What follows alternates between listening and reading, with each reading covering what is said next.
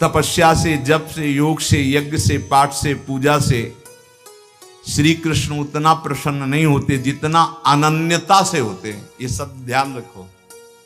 अनन्यता, जो मीरा जी कह रहे, मेरे तो गिरधर गोपाल दूसरो न कोई, जाके सिर मोर मुकुट मेरो पति सोई। ये अनन्यता, अनन्यता से प्रभु बहुत प्रसन्न होते हैं। इसीलिए ध्रुवदास जी ने प्रियाजू की अनन्यता के लिए कहा है कि यद्यपि भक्त अनन्य जो विषय इंद्रियन बस होए, कर्मठ कोटि जितेंद्रियन ते समलह न कोई। जो प्रियाजू का अनन्य हो गया, यद्यपि वो जितेंद्री नहीं है, पर वो करोड़ों जितेंद्रिय, करोड़ों कर्मकांडी से भी बढ़कर है, क्योंकि उसने प्रियाजू की अनन्यता ले ली, हमारे माई श्यामाजू को राज अंदर से। यही अनन्यता उसको निर्विकार करके प्रेम भक्ति में डुबो देगी। प्रेम भक्ति के बिना संसार का आकर्षण नष्ट नहीं होता। श्री कृष्ण जब कृपा करते हैं तो किसी को सखा बना लेते हैं, किसी को अपनी प्यारी गोपी बना लेते हैं, अपनी नित्य लीला में सम्मिलित कर देते हैं, किसी को सखी बना लेते हैं। पुरुषार्थ से कोई भगवान की लीला में प्रवेश नहीं कर सकता, अभिमान से कोई भगवान को प्राप्त नहीं कर सकता। जो अनन्य हो गया वो दीन हो गया, जो निराश्रित हो गया वो आश्रित हो गया। यहां निराश्रित का है, रुपये का आश्रय, शरीर का आश्रय, संबंधियों का आश्रय, बुद्धि का आश्रय, भगवत आश्रय कहां है? भगवत आश्रय अंदर से हो जाए तो ये सब साधन है, साध्य भगवान है।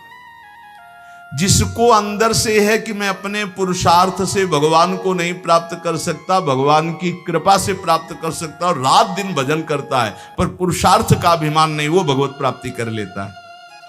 बड़ा गूढ़ विषय है। एकमात्र भगवान के आश्रय में रहकर रात दिन भजन करता है, पर उसे अभिमान नहीं कि मैं भजन के द्वारा भगवान को प्राप्त कर लूंगा। उसको अंदर विश्वास है कि भगवान की कृपा से हमें भगवत प्राप्ति होगी, और खूब रात दिन भजन करता है, खूब लीला गायन, लीला चिंतन करता है। सनातन ने कहा, प्रभु ये तो समझ में आ गया कि भगवान की शरणागति से माया चक्र से मुक्त हुआ जा सकता है, भगवान की शरणागति में अनन्यता प्रधान है, ये समझ में आ गया। प्रभु ये अनन्यता कैसे होती है, प्रेम भक्ति का अंकुर कैसे उत्पन्न होता है? तो प्रभु ने कहा, सनातन ये अनन्यता प्राप्त करने का एकमात्र उपाय है भगवत प्रेमी महात्मा का आश्रय। जैसे परमहंस शिरोमणि जड़ भरत जी ने राजा रहुगण से कहा, जब रहुगण को उपदेश किया तो उन्होंने कहा ये भागवत धर्म, ये ब्रह्मबोध कैसे प्राप्त होगा, उपाय क्या है? तो कहा, रहुगणै तत्तपसा नयाति न चेद्यया निरूपणात् गृहाद्वा न छंदसा नैव जलाग्नि सूर्यैर् विना महत्पाद रजोभिषेकम। जड़ भरत जी ने कहा, रहुगण ये जो हम तुम्हें उपदेश कर रहे हैं ये तपस्या से नहीं प्राप्त होता, यज्ञ करने से नहीं, दान करने से नहीं, घर द्वार छोड़ने से नहीं, वेदों के पाठ से नहीं, जल अग्नि या सूर्य के सेवन से नहीं। इसकी प्राप्ति का एकमात्र उपाय है भगवत प्राप्त, भगवत प्रेमी महात्मा की चरण रज का सेवन। चरण रज का सेवन होता है उनकी आज्ञा में रहना। एकमात्र ये उपाय है प्रभु के अनन्य होने का और प्रभु की प्रेम लक्षणा भक्ति का अंकुरण हृदय में होने का। बिना भगवत प्रेमी महात्मा के भगवत प्रेम प्रकट हो ही नहीं सकता। रेमन रसिकन संग बिन रंच न उपजय प्रेम। अगर कोई भगवत प्रेमी महात्मा का आश्रय छोड़ दे तो जैसे कोई मगरमच्छ भरे हुए समुद्र में तैरना ना आता हो कूद पड़े, अगर तैरना भी आता है तो लील जाएंगे मगरमच्छ, ऐसे ही। हे सनातन, नैषाम मतिस्तावदुरुक्रमांघ्रिम स्पृशत्यनर्थापगमो यदर्थः महीयसां पादरजोभिषेकं निष्किंचनानाम न वृणीत यावत्। जैसे प्रहलाद जी ने हिरण्यकश्यप से कहा कि जब तक भगवत प्रेमी महात्माओं की चरण रज में स्नान नहीं होता तब तक जैसी मेरी मति भगवान में लगी ऐसी किसी की नहीं लग सकती। भगवत प्रेमी महात्माओं की चरण रज में,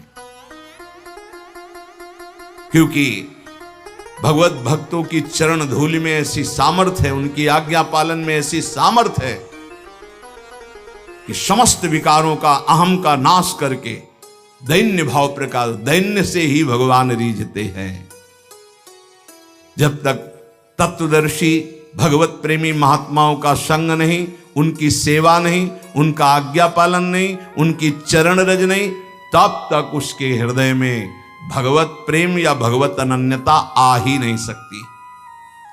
इसीलिए भगवान ने अर्जुन जी को, देखो सामने विराजमान है जगत गुरु श्री कृष्णचंद्र जी, फिर भी क्या कह रहे कि यदि तुमको तत्वबोध प्राप्त करना है तो तद्विद्धि प्रणिपातेन परिप्रश्नेन सेवया उपदेक्ष्यन्ति ते ज्ञानम ज्ञानेनस्तत्वदर्शिनः।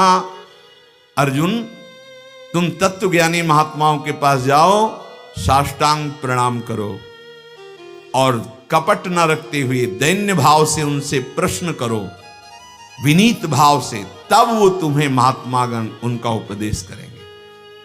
तद्विद्धि प्रणिपातेन प्रश्नेन सेवा, साष्टांग दंडवत दैन्य होकर प्रश्न और उसका मनन, जैसे उत्तर हुआ उसका मनन किया तो फिर भगवान इसका कैसे हो सकता है, ऐसे प्रश्न होता है।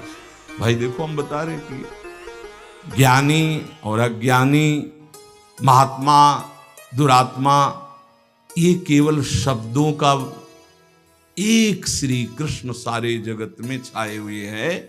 ये तुम जान लो तो तुम ज्ञानी हो जाओगे, और जब तुम ज्ञानी हो जाओगे तो कोई अज्ञानी दिखेगा नहीं, और जब तक तुम अज्ञानी रहोगे तब तक कोई ज्ञानी दिखेगा ही नहीं।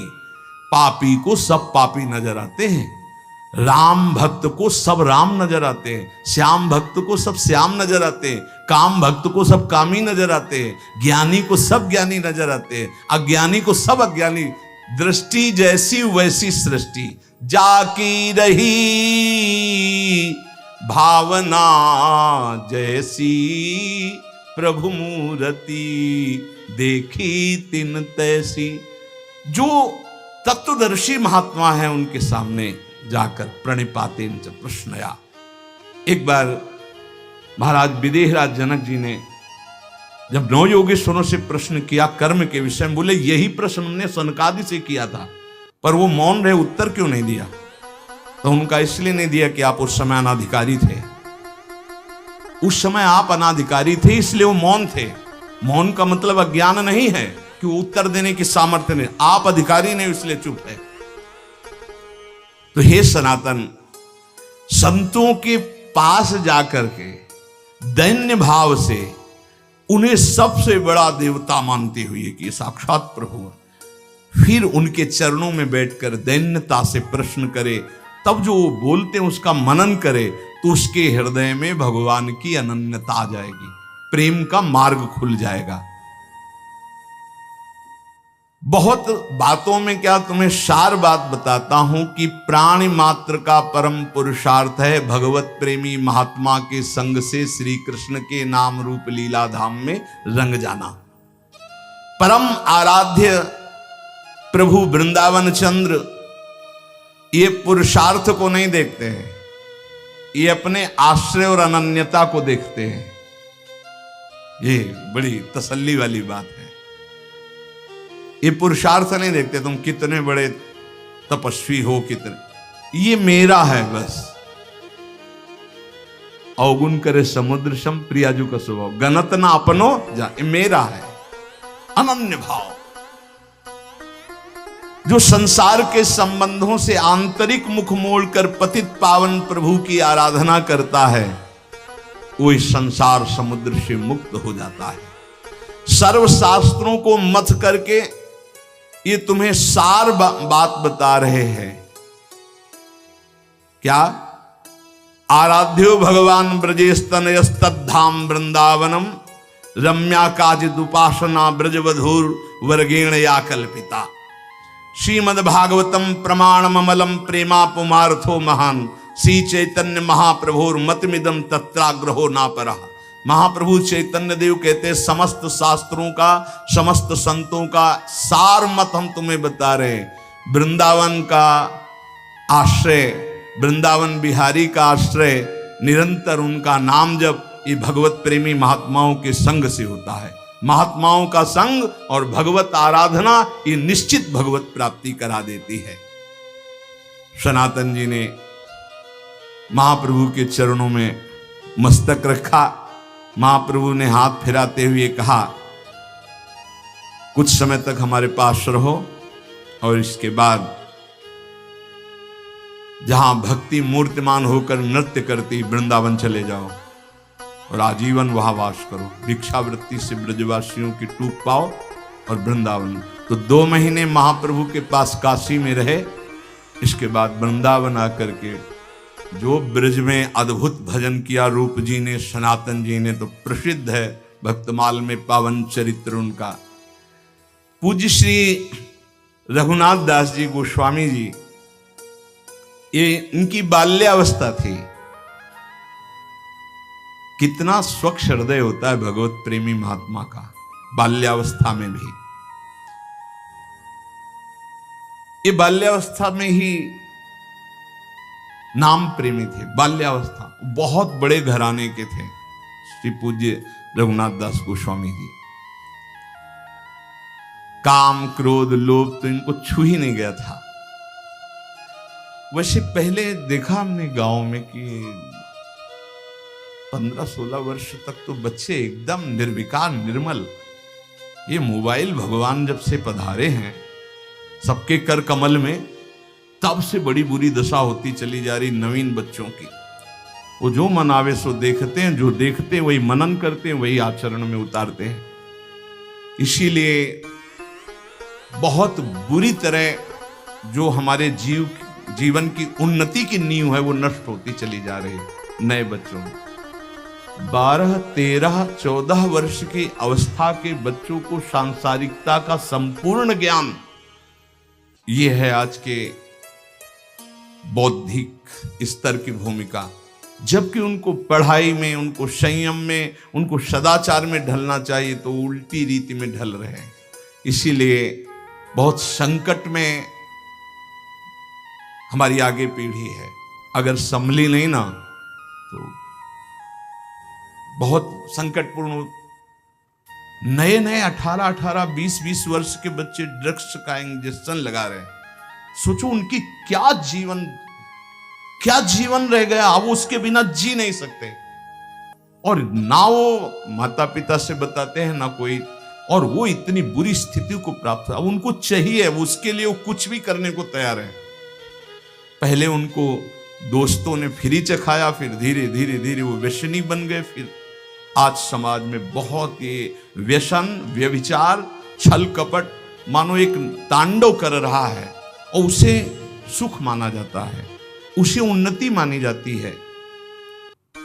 पर निर्मलता उन्नति है, निष्कामता उन्नति है, ये लोग नहीं समझ पा रहे।